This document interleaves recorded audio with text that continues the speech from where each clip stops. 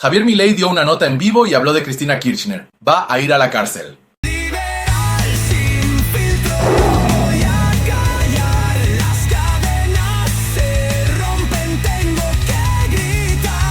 Presidente Javier Milei, muy buenos días. Luis Majul saluda desde el Observador 107.9. ¿Cómo va?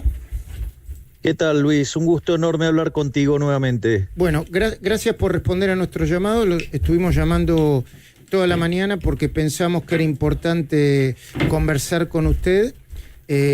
Primero sobre el tema del anuncio que acaba de formular el ministro Caputo, en el sentido de que de que el Fondo Monetario Internacional, si no interpreté mal, les va a prestar a la Argentina 20.000 millones de dólares de libre disponibilidad.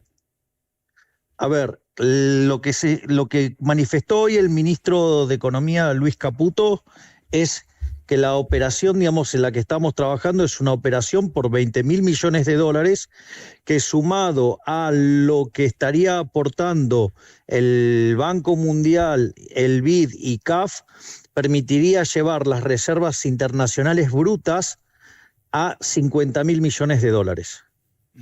Es decir, el balance del Banco Central, que hoy cuenta con reservas internacionales brutas de 26.000 millones de dólares, pasaría a contar por lo menos con 50.000 millones de dólares. Ese es el primer punto principal. Además, hay que hacer algunas aclaraciones sobre las características del programa, que es absolutamente distinto a lo que ha pasado no solo en la historia argentina, sino en la historia del Fondo Monetario Internacional. Los programas tradicionales que ha enfrentado el Fondo Monetario Internacional a lo largo de su historia son de países que de repente tienen déficit fiscal, se estaban financiando en el mercado de capitales, y cuando se produce un corte en el financiamiento, el Fondo Monetario Internacional le brinda una asistencia para que haga de manera suave y lenta el ajuste y le financia esa transición, le financia la corrección fiscal y el rollover de la deuda. Básicamente eso es un programa tradicional del Fondo Monetario Internacional. En el caso argentino la diferencia es totalmente abismal, porque en el caso argentino, Argentina ya hizo el ajuste. Argentina hizo ajustes muchísimo más profundos que los que demandaba el propio Fondo Monetario Internacional. Recordemos que nosotros hicimos un ajuste fiscal en el Tesoro de 5 puntos del PBI en un año. De hecho, alcanzamos el equilibrio en el primer mes de gestión, e hicimos un ajuste de 10 puntos del PBI en el Banco Central. Es decir, que Argentina ya la parte del ajuste la hizo.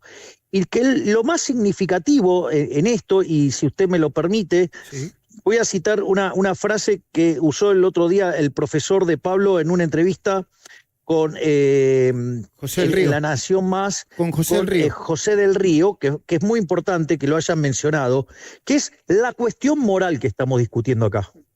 ¿Por qué? Es decir, porque básicamente el Banco Central, en su pasivo que tiene, la base monetaria, ¿sí?, y tiene otros pasivos remunerados. Es decir, en general, el profesor de Pablo lo hizo de una manera muy gráfica y espectacular. Dice, mire, suponga que usted tiene que lo quiere cerrar el Banco Central. Entonces, ahí hay una deuda que tiene el Banco Central con los argentinos, que es la base monetaria y los pasivos remunerados. Bueno, tradicionalmente, ¿qué piensa el político argentino? Bueno, haga con eso un supositorio, ¿sí? ¿Cómo haga con eso un supositorio? Y agarre los billetitos, enróllelo y úselo de supositorio. Eso es la tradicional política argentina.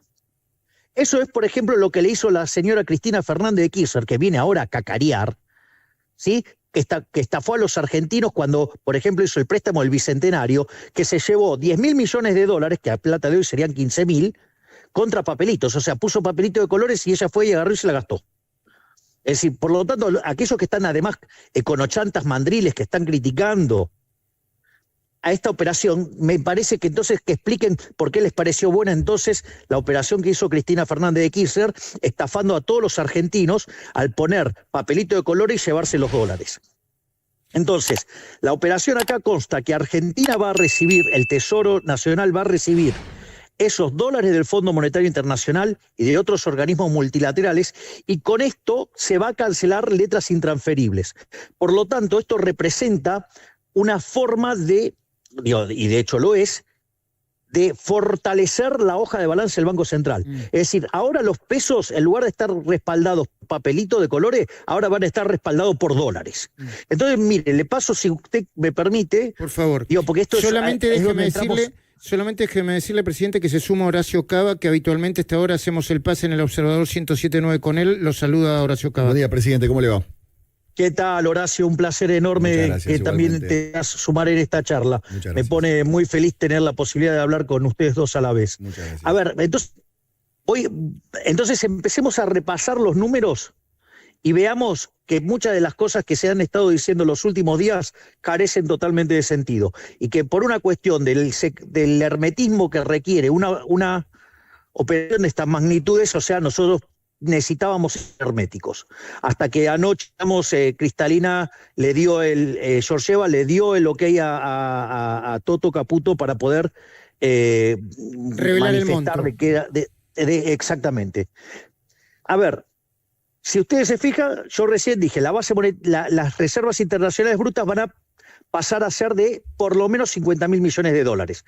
Es decir, que en el activo del Banco Central vamos a pasar a tener 50.000 millones de dólares. Entonces el punto es, bueno, ¿qué tenemos en el pasivo? Si yo tomo la base monetaria en el formato tradicional, que tiene que ver con los pesos que nosotros usamos para hacer transacciones y el encaje de los bancos, es decir, el efectivo que los bancos tienen en caja, esos son 29 billones de pesos. Si yo esos 29 billones de pesos los convierto al tipo de cambio oficial, la base monetaria de Argentina son 26.000 millones de dólares. ¿Y eso qué significa? Tendríamos una base... ¿Cómo? ¿Y eso qué significa, presidente, para que lo entendamos significa mejor? que cada peso tiene el doble de respaldo de dólares, básicamente, al tipo de cambio oficial. Porque al tipo de cambio oficial la base monetaria sería de 26.000 millones de dólares y tenemos reservas brutas por más de 50.000 millones de dólares. Presidente, ¿le puedo hacer una pregunta? Dame un segundo, no, Luis. Sí, por favor. Please. Sí, por favor. Porque quiero que queden claras las cuentas. Bien.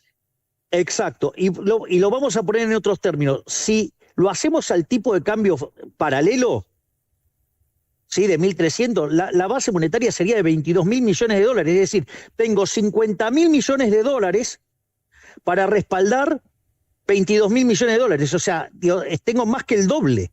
No sé si soy claro en lo que estoy diciendo. Sí, está diciendo que no hay peligro. Está diciendo que no hay peligro ni de corrida, y la pregunta es... Estoy diciendo que hablar del tipo de cambio es irrelevante, porque son tantos los dólares que respaldan la base que me podría sacar toda la base monetaria al tipo de cambio oficial y me sobrarían además 24.000 millones de dólares.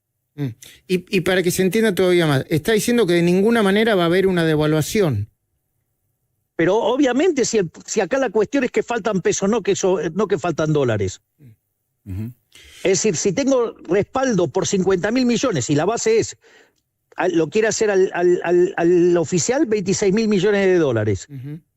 Al paralelo 22.000. O sea, tengo el doble. Entiendo. Suponga que usted me dice, no, bueno, pero usted también tiene pasivos remunerados y yo también quiero cubrir los pasivos remunerados. Bueno, los pasivos remunerados hace que la base monetaria amplia entonces se vaya a 47 billones de pesos. Quiere decir que al tipo de cambio oficial son 42.000 millones de dólares. O sea, menos que lo que tengo de reservas brutas internacionales. ¿Lo quiere hacer al paralelo? Bueno, son 36.000 millones de dólares. O sea, me sobran al paralelo me sobran 14.000 millones de dólares. Al oficial me sobran casi 10.000 millones de dólares. Entiendo. Presidente, es irrelevante la discusión cambiaria. Solamente los mandriles econochantas de Argentina se ponen a operar con esa cuenta. Bien, le quiero preguntar, porque hay mucha gente, obviamente, que está atenta a todas estas cuestiones técnicas que usted está explicando, pero al mismo tiempo por ahí algunos quedan afuera. Y muchos recuerdan, basado en la poca información que a veces se tiene, acuerdos previos con el Fondo Monetario Internacional, que usted fue muy crítico. Es más, en estos días hubo gente que estaba recordando algunos mensajes suyos, criticando el por qué fue el gobierno a pedir ayuda al Fondo Monetario Internacional. Y cada vez que en los acuerdos anteriores se anunció, se planteaba como que era una solución, que esto venía a solucionar, y después nos enterábamos que venía muy complicado. Más o menos para que lo entendamos todos. ¿Por qué usted criticaba anteriores acuerdos y por qué este va a funcionar? ¿Qué es distinto de este acuerdo? Bien, ¿puedo hacer algunos como suerte de parroquiales antes, para acomodar la discusión? Yo en aquel momento me opuse al acuerdo y dije que iba a terminar mal. Sí. ¿Y cómo terminó? Mal. Bien, ok, primer punto, con lo cual acerté. Sí. Segundo punto, desde que asumimos, hay un conjunto de conochantas mandriles que viven criticando y sin embargo dijeron que el tipo de cambio se iba a ir, a 3.000, que a plata de hoy sería 6.000, otros hablaban de 10.000, otros que a plata de hoy los 8.000 que decían serían 16.000. El tipo de cambio, ¿cuánto se movió? 15%. O sea, con el crawling peg del 1%, que es 13%. ¿Ok? Con lo cual, ¿acertaron? No, erraron todos. Yo pediría que tengan un ejercicio de modestia, de que le vienen errando todo el tiempo y, traten de escuchar lo que estamos haciendo. Primer ejercicio, ¿no? O sea, ¿por qué no tratan de entender cómo funciona el modelo antes de criticar sin saber? Ahora voy a explicar por qué yo critiqué el anterior acuerdo del Fondo Monetario Internacional. El primer punto es porque significaba un aumento de deuda. Y para mí, el aumento de la deuda es inmoral. ¿Por qué es inmoral? Porque es pasarle la fiesta a la generación presente a la generación futura, generación que ni siquiera vota. O sea, es profundamente inmoral eso, porque usted le está trasladando el ajuste a nuestros hijos, a nuestros nietos, a nuestros bisnietos, o sea, lo cual es profundamente inmoral. O sea, porque eso implicaba un aumento de deuda. O sea, primer punto. Segundo punto, el caradura inmoral, y perdón, tengo que hacer un esfuerzo para contener las palabras, de ese impresentable que teníamos, el pasante, que oficiaba de ministro de Economía, ¿sí? Tenía la caradurez de decir que no había ajuste fiscal. Y cuando usted miraba, entonces, ¿cómo corregía? ¿Cómo es que no había ajuste fiscal y mejoraba el resultado fiscal para poder acceder al acuerdo con el fondo? Sucede que el señor decía que como el gasto público no bajaba, entonces no había ajuste fiscal, es decir, que nos iba a reventar la cabeza a todos con impuestos. ¿Ok? Con lo cual, ese tipo de ajuste es recesivo. Y de hecho, ese señor se fue en el medio de una crisis. ¿Sí? Porque no nos olvidemos que nos dejaron plantada, porque después vino, Bataki, otro desastre, y después vino Masasarasa, ¿sí? ¿Sí? Y que dejó la inflación corriendo al 54% mensual en mayorista, o sea, 17.000 anual. El sinceramiento de los precios implicó llevar la pobreza al 57%, ¿sí?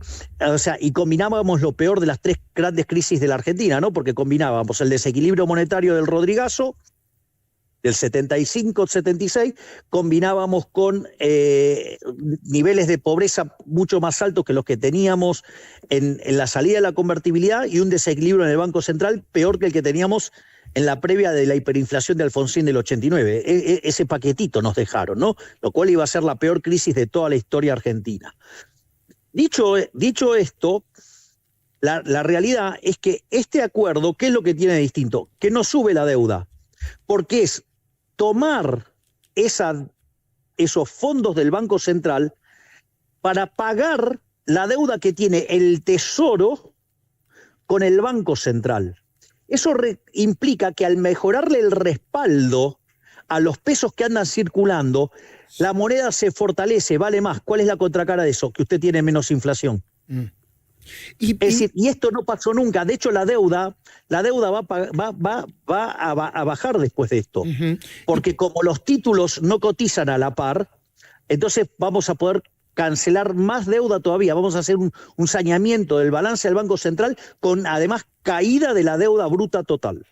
Presidente, esa es la gran diferencia. Bueno, presidente, ¿y cómo explica usted? ¿Puedo hacer una nota más, por favor, Luis? ¿Cómo no? Porque viene a lo que preguntó Horacio. Perdón, sí. que... No, por favor.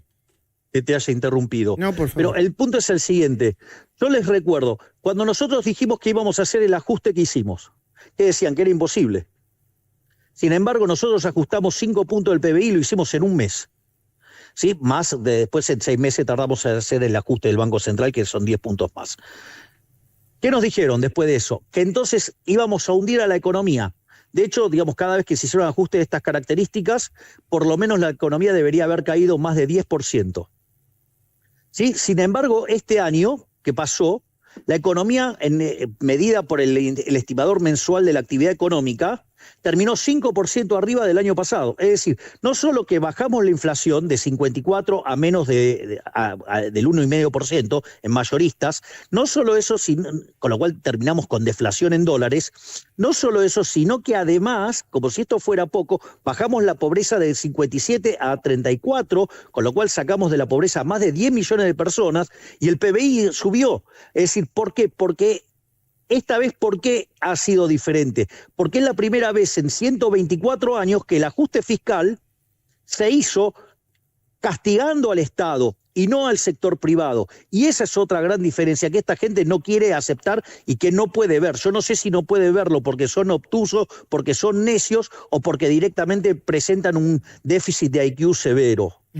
Ahora, presidente, yo pregunto, ¿y en estos últimos días la volatilidad, usted la explica porque hay gente honesta que no entiende lo que está pasando o que no tenía suficiente información sobre el préstamo del fondo, que es correcto porque no se puede revelar todo, porque hay economistas, como dice usted, que son que no son, o son deshonestos intelectualmente o le están pifiando, o porque hay una parte del empresariado, de la población o de personas muy ricas que ven afectado su patrimonio porque apostaban a un dólar, no sé, de 1.500 o de 1.800 y hoy lo tienen en casi 1.300 o 1.300. A ver, lo que hay que hacer es que tener claro, digamos, la situación en la cual ocurrió todo esto. Es decir, esto no es solamente economía, Luis. Acá hay otras cosas. ¿Qué cosas? Acá se mezcla la política.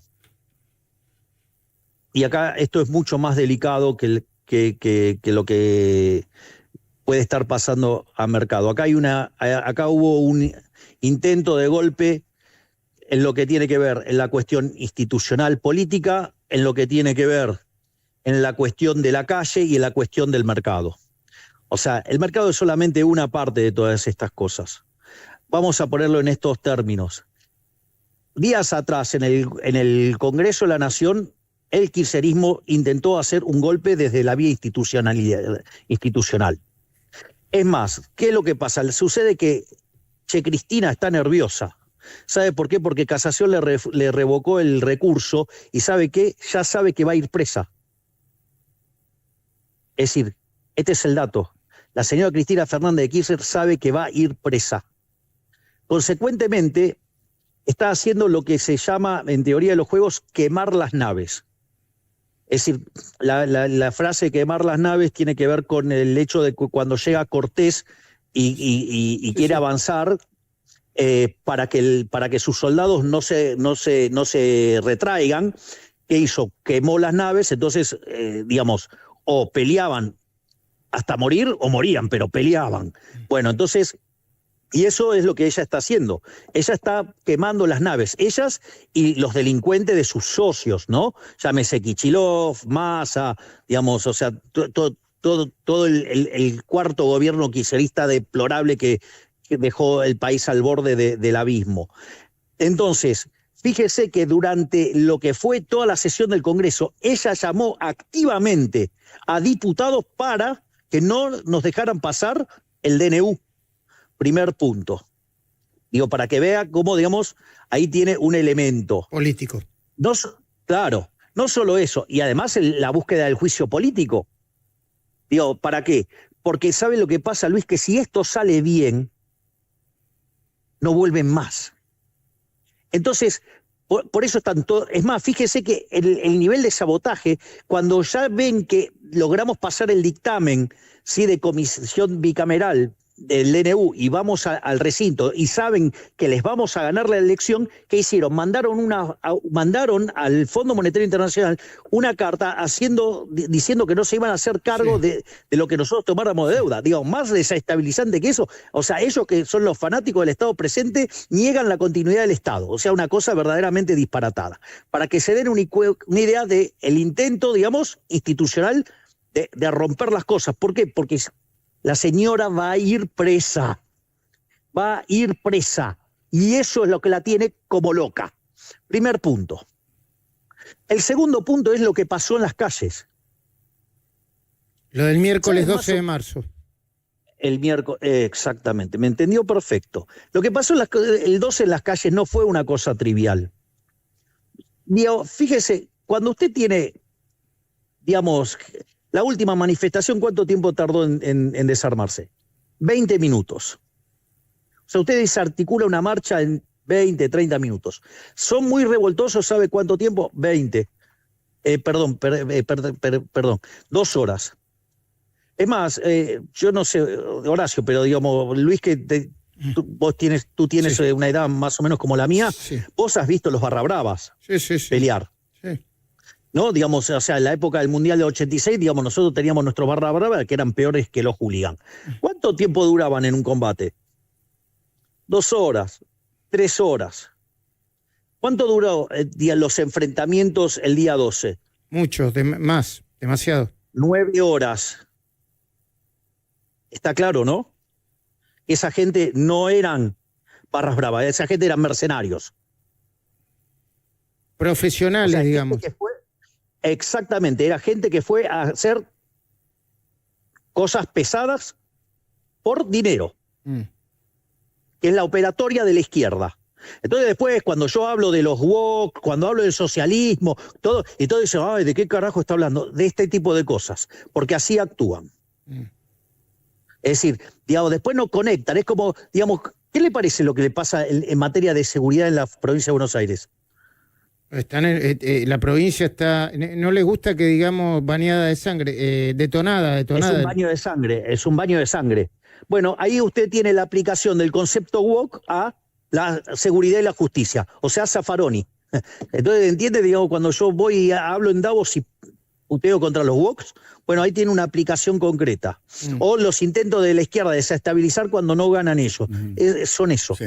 Pero, presidente, a ver, perdone que lo interrumpa. Usted está diciendo abiertamente que hubo un intento de golpe de Estado, de desestabilizar la democracia a través de estos hechos violentos. No, digamos, no fue un acto de jubilados y nada más. ¿Y vos crees que un jubilado puede estar 9 horas? No, por supuesto que no. 9 horas. Pero para usted no queda ninguna duda de que ese acto fue para desestabilizar su gobierno. Horacio, digamos, no quiero ser indiscreto preguntándote la edad, pero, a ver, digamos, cuando vos ibas a la cancha, cuando yo iba a la cancha y veía a los barra brava, digo, un barra brava no puede estar en una situación de enfrentamiento por más de 2 o 3 horas. ¿Me explicás cómo puede ser que estuvieron 9 horas? Hubo un plan, usted dice que hay un plan detrás de todo esto, que no es casualidad y que lo que se está buscando es... Obvio, y que lo financió, digamos, que lo financiaron los intendentes de la provincia de Buenos Aires. De hecho, la doctora Bullrich los denunció. Entonces, lo que quiero decir es, probaron por la vía institucional, probaron por la vía de la violencia, apropiarse de las calles, y no solo eso, sino que además probaron la vía de mercado. Ahora, presidente, también es una mirada personal, también aprovecharon un momento de debilidad política de algunos errores, forzados o no forzados, que cometió el gobierno. ¿Usted lo admite eso? Hay algunos que, sí, a ver, no comparto en todas las definiciones de errores. Ejemplo, yo te escuché decir en un editorial, digamos, el error de Davos, y lo de Davos no es un error. O sea, digamos, que digamos, o sea, no estén acostumbrados a escuchar un discurso fuera de la caja, digamos, y que la sociedad no quiera admitir, digamos, que le han estado lavando el cerebro durante 40 años, lo lamento, o sea, digamos, o sea, pero a mí me caracteriza por decir verdades incómodas. Entonces, o sea, digo, porque te puedo asegurar, digo, que he recibido, aparte, digo, es de mercado, a ver, yo estuve hablando del tema de los woke ¿y sabes cuántas personas estuvieron tuiteando sobre el tema? ¿Cuántas? 400 millones de seres humanos. Está bien. Es decir, tenía al 5% de la población mundial en Twitter hablando de mi discurso. ¿De qué fracaso me viene a hablar de, digamos, o sea, que al periodismo no le guste, que yo hable de cosas que los ponen en un lugar incómodo porque les estoy mostrando que lo que dijeron durante los últimos 40 años está todo mal? Bueno, lo siento. Es decir, pero eso, digamos, o sea, no, está bien, pero en este como un sentido error, lo digo yo, no, sin querer discutir personalmente, le digo en este sentido. Si su mejor agenda es económica y si ya recogió frutos de sus toma de decisiones económicas y de la política económica, ¿para qué abrir una agenda que tape la buena gestión? ¿Se entiende, no? Eso. Pues pero ¿sabe lo que pasa, Luis? Usted, mire, yo se lo voy a hacer. Dígalo sin. A mí no me asuste, dígale fuerte, no hay problema, ¿eh? Pero, Luis, no, estoy tratando de armar la oración de manera ordenada para que se me entienda, ¿sí? Por ejemplo, el caso de Chile, digo, previo a todas las revueltas que tuvieron, parecidas como la que quisieron hacer acá. Pregunta es, en ese caso, ¿no era los logros de la economía chilena no eran impresionantes? Es cierto. Usted está hablando de los estudiantes, creo fue, ¿no? La revuelta de los sin embargo se llevaron puesto un gobierno para terminar poniendo un socialista, ¿no? Socialista / comunista, sí. ¿Cierto? Por elecciones libres. Bien, ok. Sí. Está bien, sí. Pero de vuelta, el dato es fáctico, ¿sí? A ver, entonces, ¿qué es lo que quiero decir? Usted puede hacer un gobierno maravilloso y si usted no da la batalla cultural, a usted se lo van a llevar puesto. Entonces, nosotros trabajamos en 3 líneas. Nosotros trabajamos en una línea de gestión, vaya que, digamos, o sea, somos eficientes porque pasamos la inflación del 54% al 1,5%. ¿Sí? Digamos, la economía le metimos un ajuste de 15 puntos del PBI y mientras que todos pronosticaban el apocalipsis, la economía creció 5%. Bajamos la pobreza en más de 20 puntos porcentuales, sacando a más de 10 millones de argentinos de la pobreza. Obviamente que los logros de la gestión económica argentina, digamos, están siendo motivo de admiración mundial y de hecho, digamos, o sea, han venido muchísimos académicos de fuste a mirar el caso argentino, llámese el premio Nobel de Economía Thomas Sargent, digamos, he estado con Kenneth Rogoff, con Arthur Laffer, digamos, han venido otros economistas argentinos muy prestigiosos que son profesores en universidades extranjeras, como el caso de Álvarez o el caso de Nicolini, digamos, y me estoy olvidando, digamos, algunos, digamos, economistas importantes también que vinieron, pero digo, o sea, es una lista enorme. Dicho esto, entonces, primer punto, está claro de pero, los logros. Bueno, ese error no, pero algunos errores sí, ¿no? El tema de la criptomoneda. Sí, Dios, sí, digamos, o sea, de vuelta, y ya lo dije, o sea, ex ante, digamos, no me arrepiento nada, es post, digamos, está claro que, digamos, no lo hubiera hecho, es post, digo, porque, digamos, o sea, pero sin embargo, fíjese, digo, porque los medios, o sea, digo, informan, digamos, parcialmente, ¿no? Porque la Security Exchange Commission, ¿qué dijo? Que no eran security, por lo tanto, no había estafa ahí. Y no solo eso, sino que además la demanda que se hizo en la Corte Suprema de New York, ¿sí?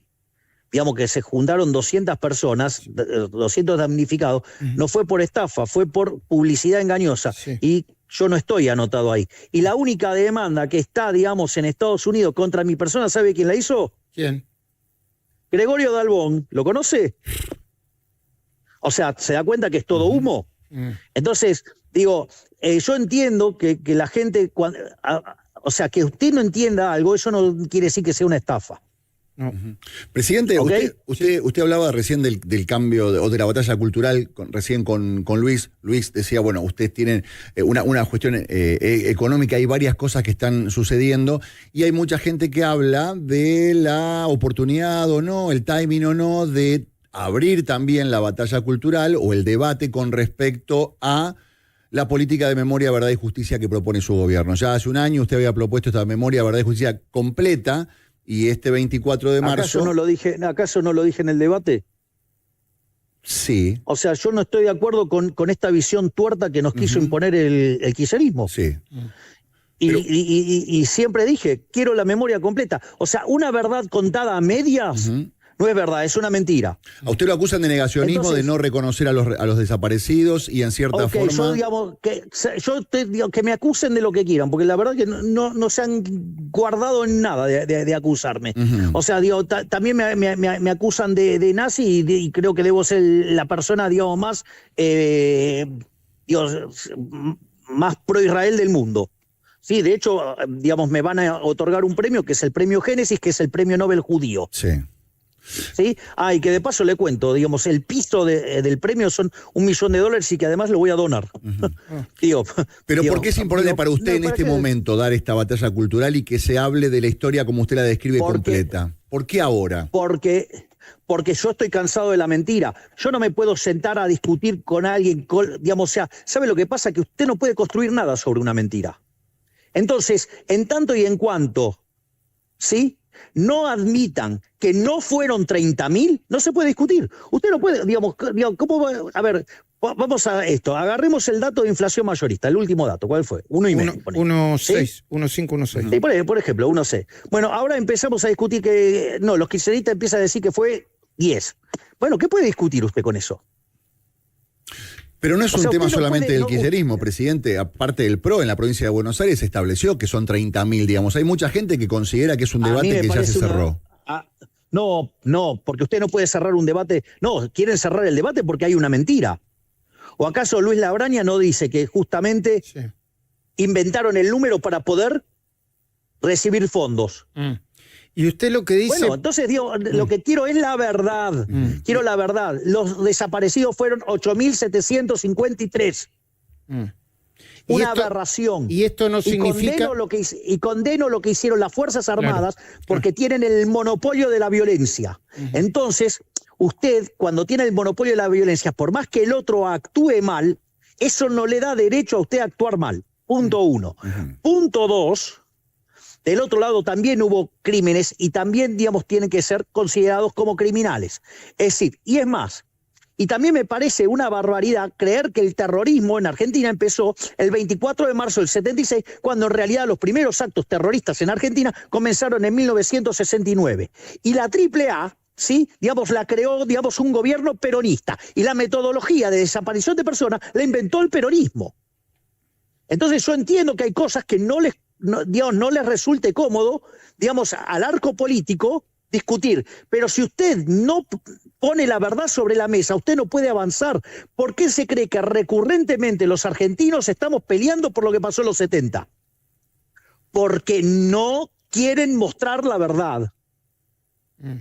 Entonces, en tanto y en cuanto la verdad sea ocultada, usted no va a poder avanzar. Ahora, digamos, porque... Y una de las cosas que hice el 24 de marzo, que fue, desclasifiqué los archivos. Del 76 al 83. Sí, exacto, sí, porque Cristina lo había hecho, pero podían acceder, no estaba implementado. ¿Quién puso lo que había que poner para que se implemente? Yo lo hice.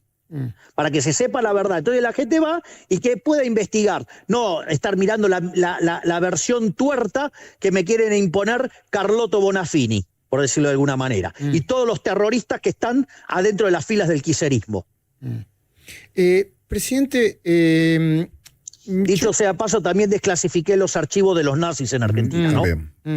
Y eso, perdón, le pregunto porque tengo desconocimiento de eso. Eso implica no sé, muchos años para atrás, ¿no? 1940 y pico. Y bueno, digamos, queremos justamente, digamos, saber qué pasó con el dinero de los judíos, digamos, y cómo operaron los bancos, y qué hicimos los argentinos, si acá, digamos, verdaderamente éramos un reducto nazi o no. Presidente, le quiero hacer una... Usted se da cuenta que esto, digamos, esto es único en el mundo. Usted sabe que somos el primer gobierno en el mundo que se anima a hacer esto, ¿no? No lo sabía. No lo sabíamos. No lo sabía. No. Yo por lo menos no lo sabía. No, yo tampoco. Presidente, este es un año electoral. Cada tanto hay dirigentes del PRO, de manera honesta, que dicen, incluido el expresidente Macri, que dice, a media lengua, ¿no? Che, pero nosotros de alguna manera ayudamos mucho a este gobierno, apoyamos de manera legislativa, estuvimos ahí en la segunda vuelta. ¿Por qué no se puede terminar de hacer un acuerdo? No sé si en todo el país o en los lugares donde se puede hacer el acuerdo, incluido la Ciudad de Buenos Aires, donde hay elecciones del 18 de mayo, pero que algunos, yo le digo, no importa mi opinión, pero yo pienso que tienen mucho más que ver el núcleo del PLO con el núcleo de la Libertad de Avanza y sus votantes que cualquier otra fuerza política que se quiera parecer o acordar. ¿Por qué no se llega? Si usted se fija, en muchísimas partes del país estamos avanzando juntos. Y de hecho, en la provincia de Buenos Aires hemos dado claras señales de que vamos juntos. Uh-huh.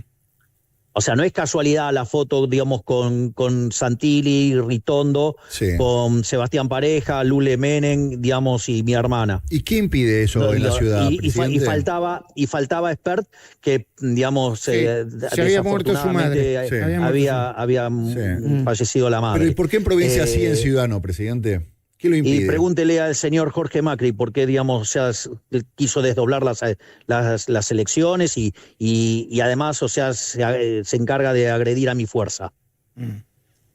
A pesar de la infinita buena voluntad que pongo yo todo el tiempo. Porque así como reconozco cómo el PRO ha trabajado fuertemente con nosotros, también, digamos, me parece raro, digamos, la forma en la cual se ha manejado Jorge Macri. ¿En qué cosas lo agrede Jorge Macri a su fuerza? Y bueno, usted, digamos, hay formas de mirar cosas que pasan en redes y demás. Presidente, pero eso implica que ya no haya ninguna posibilidad de acuerdo en la ciudad, o después de las elecciones del 18 de mayo puede haber un acuerdo entre la Libertad Avanza y entonces, ¿y por qué quiso separarla? ¿Y por qué entonces quiso separar la elección? Bueno, la versión de la gente Jorge Macri es porque no acordaban juntos en la legislatura y tenían muchas diferencias con algunos legisladores de la Libertad Avanza. Y bueno, será porque nosotros tenemos una agenda liberal de verdad. ¿Hay espacio todavía? Perdón, la pregunta es si hay espacio en la ciudad y en el resto del país y luego... Usted va a encontrar en mí, yo siempre quiero, digamos, quiero que estemos juntos. Si usted me lo pregunta a mí, siempre, siempre. Y ese espacio, pero parece que la secretaria general de la presidencia, su hermana, y quizás Santiago Caputo no lo quieren. Bueno, digamos, las cosas que hace Jorge Macri no me ayuda tampoco a negociar dentro del Triángulo de Hierro. Si se hubiera comportado de otra manera, seguramente el resultado hubiera sido distinto. ¿Y Mauricio Macri? Yo sigo teniendo el mayor de los respetos y la admiración, digamos, por el presidente Macri. Y además tengo un gran afecto por él. O sea, con lo cual imagínese que, digamos, siempre, digamos, para mí, digamos, o sea, el presidente Macri siempre va a ser parte de la solución. Presidente, ¿qué falta y qué se puede decir y qué no se puede decir sobre el acuerdo con el fondo, más allá de el monto? No se puede hablar de las cuotas, o por lo menos no lo tienen acordado. Bueno, pero esos son los temas que va a definir, digamos, el board. Pero de ahí a las barbaridades que hizo, que estuvo moviendo el masismo y el kirchnerismo y sus secuaces, donde el monto no alcanzaba los 3.500 millones de dólares, que el fondo pedía devaluación y todas esas estupideces que dijeron, hay un abismo. Está bien, y yo le tengo que hacer una pregunta cuya respuesta quizá tenga impacto en el mercado, ¿no? Me imagino yo. En algún momento, cerca del ministro Caputo, creo que usted también lo piensa así, dice que la manera de salir, de ir a un esquema de flotación sucio, limpia, no lo sé, yo no soy un técnico, depende del monto del desembolso. ¿Este desembolso le va a permitir al gobierno ir a un esquema de flotación distinto? ¿Le va a permitir seguir con el Clorimpec? Sí, a ver, lo voy a hacer de otra manera. Es inmaterial la discusión. Porque si voy a tener 50.000 millones de dólares de activos de reservas internacionales brutas contra una base monetaria al tipo de cambio oficial de 26.000 millones de dólares, es inmaterial la respuesta. Digamos, o sea, usted tiene un montón de dólares para poquitos pesos. Y Presidente, además no tiene déficit fiscal, no emite por sector financiero, con lo cual automáticamente, o sea, hay muy poquitos pesos y hay un montón de dólares. bien. Y el cepo, pero... O sea, lo que quiero decir es, estamos muchísimo más cubiertos que lo que era la convertibilidad. Y con respecto al cepo, porque usted anticipó que el 1 de enero del año que viene no iba a haber cepo, y en cierta forma No en va a algunas existir entrevistas más el usted cepo. anticipó que El cuanto 1 antes de enero acordemos no con el va a Fondo existir. Monetario. ¿Esto acerca la Cuanto posibilidad de antes levantar el y en- cepo? Depende de cómo me estructuran los desembolsos. Ok. Pero lo que digo es, no tiene, o sea, técnicamente no tiene aire para subir el tipo de cambio. Digo, de vuelta, nos vamos a ir a una relación de 50 a 26. Sí. 50 de reservas contra 26 de base. Porque los que usted denomina como econochantas están diciendo estos dólares se van a seguir usando para dibujar el dólar y para mantenerlo artificialmente bajo. Digamos, o sea, de vuelta, las reflexiones de los tipos que vienen pifiando duro y parejo en los últimos 15 meses. ¿Le puedo hacer una última pregunta yo? Porque le quitamos mucho tiempo ya y le agradezco. Nos está dando más tiempo del que pudimos acordar previamente. La expresidenta acaba de tuitear, Milei, y dice, ¿cómo es que, explícame? Es una dice, historia irrelevante. ¿Cómo La futura presidiaria, no me interesa lo que diga la futura presidiaria. Digo, que agarre y empiece a practicar cómo escribir sus memorias en los ladrillos de la cárcel. O si le dan la domiciliaria en la casa que decida recluirse. Bueno, presidente, no sé si tiene algo más que decir. Yo le agradezco mucho nuestra No, yo digo, estoy acá, una ustedes me insistencia. preguntan, yo contesto. No. Bueno, si Ustedes tenés me alguna otra preguntan, yo pregunta. contesto. No, está bien. No, pues, quiero aclarar que nosotros, nuestra producción lo llama con insistencia cuando hay temas tan sensibles. No deja de hacerlo, somos periodistas y el presidente tuvo la gentileza Bueno, pero de no les pude atendernos. atender antes. No les pude atender antes porque estaba reunido con Coca-Cola, que va a hacer una gran inversión en Argentina. Ah, bueno. Interesante. La última, presidente, ¿puedo preguntarle con respecto a política internacional? Sí, claro, obvio. ¿Cómo está la situación Trump-Zelensky, Milei? A ver, acá lo importante es lo siguiente. Yo siempre me manifesté. Yo digo dos cosas. ¿Cuál fue mi propuesta de campaña en política internacional? Alinearse con Estados Dije que me Unidos e iba a alinear. Israel.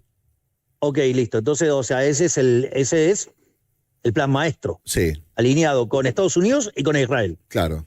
Pero una de las Igual, primeras digamos, personas así. que vino a saludarlo fue Zelensky. ¿Cómo queda esta relación, digamos, dónde Exactamente, Zelensky queda en el medio? con quien además tengo una excelente relación y Sí. he hablado hace pocos días. Sí, Y, digamos, si él valora enormemente mi involucramiento en la búsqueda de la paz.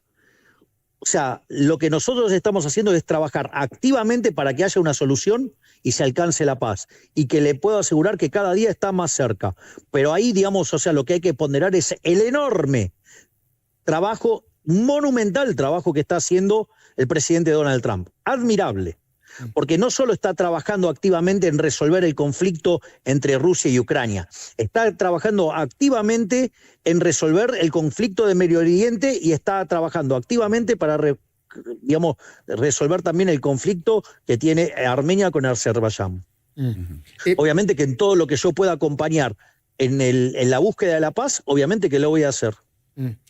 Presidente, ¿Adorno iba a ser candidato? Perdón, ya que aprovecho los últimos segundos. ¿Adorno iba a ser candidato en la Ciudad de Buenos Aires? Eso hay que preguntarlo en la oficina de al lado mío. ¿Y a usted qué le gustaría? Yo, digamos, bastante tengo con la gestión y la batalla cultural como para ocuparme de esas cosas. ¿Patricia Bullrich puede ser candidata? Me encantaría porque arrasaría. ¿Karina Milei? Lo dudo. Federico Sturzenegger. Pero me parece que Federico está haciendo una tarea verdaderamente superlativa. Me parece que la motosierra se ha convertido en un emblema del mundo y Federico está siendo consultado por varios gobiernos, el propio Fondo Monetario Internacional lo convocó. Es más, le cuento algo, recién yo estaba en la reunión de Coca-Cola y me pasaron una serie de cuestiones que tienen de problemas regulatorios. Automáticamente lo llamé a Federico, se arreglé una reunión y se fueron de acá, se fueron a verlo a Federico y están viendo todas las trabas regulatorias que tiene en Argentina. Sí. Presidente, ¿usted mira el minuto a minuto de los mercados, así como nosotros miramos el minuto a minuto del rating? No, porque yo tengo que estar mirando los fundamentals, yo me ocupo de los fundamentals. Es más, fíjese que hay una frase que yo dije en el discurso del 1 de marzo, donde yo dije, miren que la línea no es un movimiento rectilíneo uniforme y que lo que importa es la tendencia y va a haber volatilidad. Entonces yo, digamos, entiendo la volatilidad, entiendo que hay un dicho en ajedrez que dice las negras también juegan. Bueno, acá también, digamos, o sea, digamos, los enemigos del gobierno juegan, han hecho movimientos claramente para hacer problema, aprovechando el hermetismo que implica una negociación. Por ejemplo, si Horacio estuviera negociando un megacontrato ahora. No, por favor, no doy ideas. No. Sí. Está bien, pero sí. Bueno, igual se lo merecería porque está haciendo una labor periodística superlativa. Gracias, presidente, gracias. No, yo digo siempre lo que pienso. Ustedes ya saben cuál es el problema mío. Digo lo que pienso, hago lo que digo. O sea, digamos, uno no estaría anunciando esa transacción, porque eso, supongamos una empresa que se quiere comprar a otra. Claro. No lo hacen, porque si no, imagínense lo que pasaría con todas las acciones y todas esas cosas. Bueno, esto es igual. Entonces, en este contexto, nosotros teníamos que mantener el hermetismo propio de la negociación. Eso, digamos, del lado de los enemigos del gobierno, lo empezaron a usar para mentir sobre el monto, para mentir sobre la política cambiaria. Y entonces, ¿qué pasa? Si usted empieza a decir, digamos, que se va a devaluar y las caterva de estupideces que dijeron, ¿cuál es el problema? Y los importadores adelantaron importaciones y los exportadores no liquidaban. Claro. Entonces, mire, el Banco Central pierde reservas. Sí, bueno, esperen que termine el juego, van a ver cómo terminaron los que se timbiaron en contra del peso. La última inflación. Pero hay que esperar. Sí. Okay. No quería dejar de preguntarle sobre la inflación. ¿Usted en el gobierno esperan una inflación de 1 para abril o mayo o es muy optimista eso? Nosotros creemos que dada la volatilidad que nos pusieron, que nos plantó la política en el último mes, digamos, es probable que, digamos, haya que esperar hasta mayo o junio para ver la inflación empezando con 1. Pero inexorablemente eso va a ocurrir. O sea, en digamos, vamos a pagar los efectos de la volatilidad, pero pero después de eso, digamos, se va a normalizar y la inflación va a volver a su patrón natural, y yo creo que a mitad de año ya entramos con la inflación en 1. Bien, presidente, mi última pregunta tiene que ver con esto. Usted describe este marco de volatilidad que no solamente hay en la República Argentina, sino que hay en la región y hay a nivel global. No me va a decir que no lo anticipé el 1 de marzo. Eso sí, pero no sé si usted anticipó que iba a haber una cuota de volatilidad producto de algunas decisiones que toma Trump, ¿no? Esta cuestión de regulaciones, cambio de escenarios, aranceles. Usted, cada vez que Trump hace estos anuncios, se agarra a la cabeza y dice, no es el momento, o Argentina está en un momento que no va a sufrir ningún tipo de turbulencia producto de las decisiones que está tomando Trump en este momento en los Estados Unidos. En primer lugar, una de las cosas que uno aprende cuando están sentados en estos sillones es saber la responsabilidad que tiene de estar parado en los zapatos que uno está. Uh-huh. Primer punto. Con lo cual jamás se me ocurriría hacer, digamos, no tengo nada que decir, digamos, de las decisiones que toma el mandatario de la primer potencia mundial. Uh-huh. Me parecería una cosa irreverente, digamos, o sea, desubicado.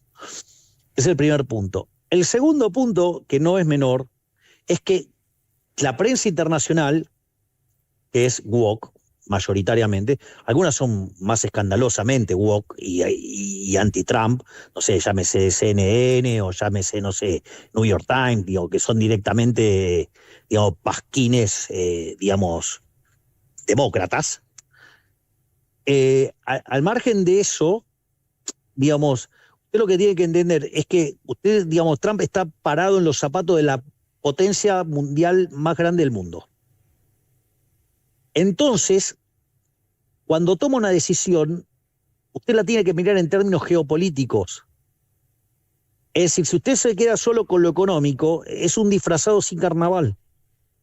Es decir, Trump juega en otra liga. Juega en la liga de ser el país más grande del mundo y toma las decisiones en términos de geopolítica. Digo, después a los economistas le puede gustar más, le puede gustar menos, es un elemento de 25º orden. O sea, digamos, con lo cual digo, yo sugeriría que cuando miran las decisiones del presidente Trump, las hagan en términos de geopolítica. Digo, claramente, digamos, yo de haberlo tratado, yo sé que no es proteccionista. Digo, pero él juega en otra liga. Él juega en la liga más grande de todas, y en esa liga, además, o sea, él es el jugador más grande, y en ese contexto, digamos, juega la geopolítica. Es un análisis incorrecto focalizarse solo en la cuestión comercial. Que dicho sea de paso, nosotros hoy sacó un comunicado Cancillería, digamos, estamos avanzando fuertemente hacia el Tratado de Libre Comercio. ¿Va Argentina hacia el Tratado de Libre Comercio con los Estados Unidos? Nosotros estamos, digamos, absolutamente comprometidos en avanzar en una Argentina que comercializa con todo el mundo. Sin necesidad de irse al Mercosur. No necesariamente, digamos, eso no implica salir del Mercosur. Podemos hacerlo, hay algunos mecanismos que podemos utilizar, digamos, estando en el Mercosur. Presidente, muchísimas gracias por el tiempo. De nuevo, disculpa porque nos pasamos un poquitito del tiempo previamente acordado. Volveremos a hablar en otra oportunidad y agradecidos por el contacto. No, por favor, muchísimas gracias a ustedes y les mando un gran abrazo tanto a ti, Luis, como al querido Horacio. Gracias, muy bien, presidente. muy bien. Muchas gracias. Abrazo. Chau. Hasta la próxima. El horario del almuerzo.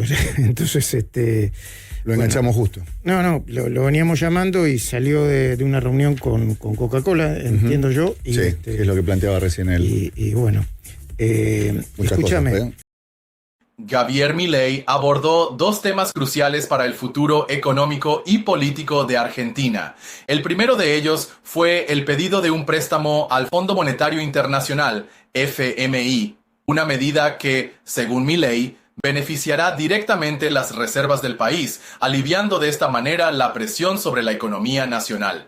Milei destacó que la principal prioridad de su gobierno será fortalecer las reservas del Banco Central, lo que considera clave para estabilizar la moneda y garantizar el acceso a divisas en un contexto de alta incertidumbre económica. Por otro lado, Milei expresó sus expectativas respecto a la situación judicial de Cristina Fernández de Kirchner, dejando en claro que espera que la expresidenta termine siendo condenada y encarcelada por los casos de corrupción que la involucran.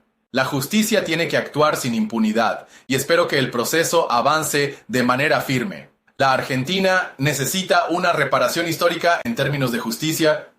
Quien cometa delitos debe enfrentar las consecuencias, afirmó el líder de La Libertad Avanza, enfatizando su firme postura contra la corrupción. Con estos comentarios, Milei sigue consolidando su discurso de cambio radical, buscando distanciarse de las políticas del kirchnerismo y ofrecer una visión de futuro donde se prioricen la transparencia y el respeto por las instituciones.